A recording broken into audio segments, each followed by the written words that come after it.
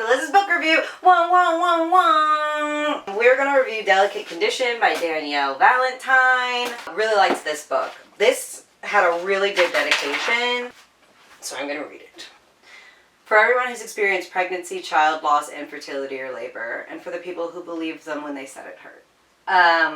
Really, really loved that dedication because it really speaks to, and the book continued to speak to, what it was like to be a woman with pain, whether that be emotional or physical, and how nobody fucking believed her. Doctors didn't listen to her. And that's something that I've experienced in my life, was I've had a lot of medical issues and people did not believe me. They couldn't figure out what the problem was. Women's health and women's issues, like, why is there not more research? We have been having babies since the beginning of humankind, and we don't know nearly enough. It's fucking bullshit. So this book calls that shit out, and I respect that. Okay. Review time. I'm going to give this one a 5. It's getting a 5. Oh, wow. I know. Even though there's some weird mystical shit at the end, which I'm not super keen on, because of how powerful the rest of the book was, this bad boy's getting a 5er. It was extremely engaging. It was a horrific tale for pregnant women everywhere. Like, if you're pregnant, don't read this book. It will scare you and give you nightmares and then release all that stress hormone into your body and hurt your baby. Don't read it if you're pregnant. That should be a warning on this book. Not for pregnant women. So, alright, let's talk about the book. We have Anna. Anna is married to Dex. And she is an actress. She's been an actress for years and years and years. She did a small indie film recently, and then that film actually blew up. So now, going from, like, the quirky supporting actress to the #1 main character, her face is on subway posters, famous. Now she's recognizable everywhere. And all of this is happening right as she's in her 3rd IVF cycle. She's been trying to get pregnant for a long time. She's got bruises all over her body from the injections. It's pretty brutal for her. And this last round, they extract the eggs. They have enough viable specimens. They input it in her, and she gets pregnant. After all that work, she gets pregnant. Now, what happens is she's laying in bed one night, and someone breaks into her house, lays down next to her, and whispers baby in her ear, which terrifies the shit out of her. That person fucking left and ran. She gets up, she calls the police. Her husband all of a sudden shows up. Where the fuck was he? He doesn't even explain where he is. He shows up, and he's trying to comfort her, he's trying to be like, it's okay, and she's like, I can't fucking stay here.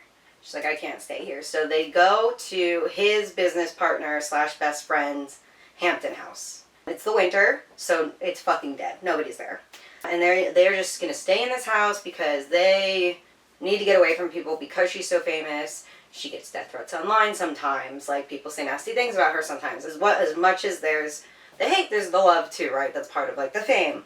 So they are, like, keeping the pregnancy as secret as they can, all this stuff. Then she ends up feeling really sick, and she miscarries at the hospital. Really brutal. She has a really good friend, Sibahan, who They became very good friends when they were doing a movie. They became friends so fast over like 2 days, and now they are each other's best friends. And Sib went through cancer, and Anna was there for her through it, and Sib is now there for Anna through it, because they both noticed that when, Sib had cancer and Anna is going through these IVF treatments, they've lost a lot of friends. People who said that they would be there, but really can't handle the stress and the hurt that those huge life experiences bring. So her best friend and her talk on the phone after the miscarry, and she's like, I really want my baby back. And then the next day, Sibahan goes into a coma because she got sick again with cancer. They thought she'd beat it, but she got sick, so now she's in a coma. And all of a sudden, Anna's starting to feel something inside her. They go to the hospital. They do another ultrasound, and there's a baby there. And the doctor's like, we don't really know. We don't really know, but here's the thing. It could have been like, you just aborted one. You could have had 2 fetuses and you just aborted one. And she was like, but nobody ever said anything about twins. Like, I don't understand. And they're like, yeah, we don't know. She's like, what the fuck? You know, now I get nobody excited to speak. She starts to hallucinate during this pregnancy. She is having horrific, terrifying, realistic hallucinations. And it's making her feel crazy. Nobody believes her. Her husband Dex doesn't believe her. She's getting these weird notes on her Google Calendar being like, don't trust anybody. Just these things that aren't okay. Fast forward, she calls up her doctor's office. And the receptionist answers. And the receptionist is like, hey, she's with a client. What can I do? And she's like, actually, I need to talk to you, bitch. And she's like, hold on one second. And she leaves her front desk area to talk to Anna on the phone. And she comes clean about sleeping with Dex. Yeah. Apparently Dex is a cheater. And that shit threw me, dude. I did not see Dex being a cheater with how this all was playing out. Like, he wasn't super, like, present. That explains where he is when the... Exactly. And the person who crawled behind her in bed, who said baby, was the receptionist. Because she thought she was climbing in bed with him and wrapped her arm around him saying, hey, baby. Yeah. Mm-hmm. Fucked up. He, like, it wasn't just, like, a mistake. He gave her a fucking key to their home. But this bitch is so dumb that she just fucking... It was nighttime. The lights are off. Yeah, but you're a home-wrecking bitch. You're a home-wrecking bitch and you ain't gonna be more safe. I agree. You just walk into the house. We never said this Barbie bitch was smart. You're right. Finds out about this. She confronts Dex immediately. She's like, you fucking hate you. Then she goes into labor, of course. On the way to the hospital, she fucking, they get in a car crash because it's snowing so heavily. Dex and Anna do. And Dex dies in the car crash. And Anna is struggling to get the fuck out of this car, dude. She's very pregnant. She's 8 months pregnant. She's been hallucinating. And she gets out and she sees Sivahan. And she's like, I thought this bitch was in a coma. Right? What is going on? And Sivahan is like, it's okay. And she's like, who are these people? She's like, they're sisters. It's cool. Alright. Like, whatever. That's fucking crazy. Then she kind of passes out. When she wakes up, she's in the ambulance. Passes out, wakes up. She ends up having the baby. Sivahan actually dies in the same hospital at the same time that baby is born. So she hallucinated Sivahan at the... After the baby is born, Sivahan's daughter comes to visit. And she's like, I gotta talk to you. She's like, I can make all of the scary hallucinations you had, all of those memories go away. She's like, I can get rid of them for you. Or I can tell you them and then give you some clarity.